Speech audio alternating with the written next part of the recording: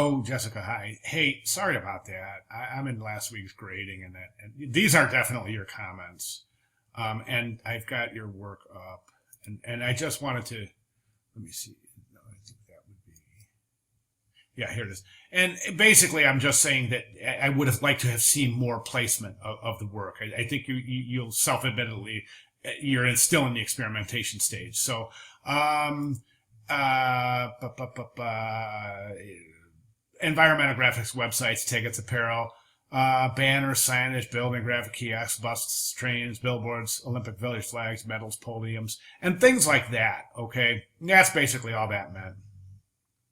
I'm sorry, that's embarrassing because I left the same salutation from the student before you. That's really not acceptable. Sorry about that. So I want to talk about your new work, okay? And I've got your new work up, and I've got your old work up too. So let's jump to the new work. Here's the new work, right? Now, one word is going to really paraphrase what I'm trying to say, and that is monochromatic.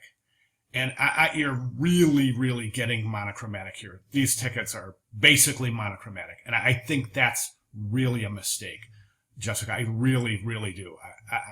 I think that the dynamics and the nature of this worldwide event is such that it's such a colorful event and such a colorful.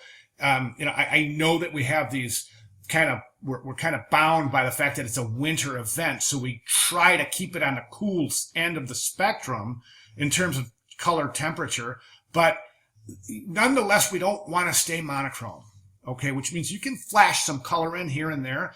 And for that comment right there, where I just said you can flash some color in here and there, I just want to talk about your pictograms real quick. All right, I think they're going in the wrong direction. I think last week's were more effective. And the reason last week's were more effective is because the character, the little caricature, the figure is more prevalent in last week's. Plus, they're showing more color. This week's, you've taken all the color out and you've kind of condensed these guys. And what you've done is you're working the guys into the framework. Whereas before it seemed like you worked the framework around the guys. And I think that's the way it should be. The guys and the little events being depicted are the most important thing here.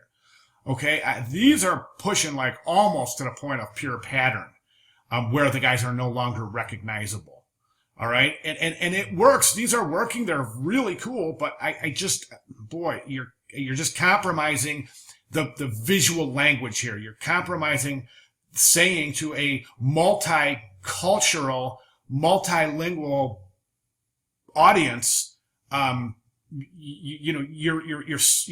kind of borderline sacrificing the efficient delivery of the message that this is a hockey game. Do you see what I'm saying? So we can't compromise that. That has got to be very apparent. And I think that in here, in some of these guys, they are. In some of these guys, this is tough because these are good right here. When you start to put them symmetrically, they start to become a little bit hard to recognize. So that's tough. At the very least, though, these are just. Can we get some color back in these? I think that would really, really help. Again, really monotonous or monochromatic, monotone, monochromatic in the bottom here. Watch your baseline here. I'm just going to Command R here so I can pull a guide out, and I just want to show you your baseline. Okay, let's just set it at that baseline right there, and you can see that your other two baselines are out of alignment. So you want to check that. Okay. Again, just really super monochromatic. I think some pop of color in here will really give it some the contrast and the burst that it's going to need to help it pop off the page a little bit. All right. Okay. Other than that, I think this is really. One other thing I wanted to mention. That's last week's. One other thing I wanted to mention is watch. This is a really good test for you to do. Boy, the placement of that is weird, isn't it?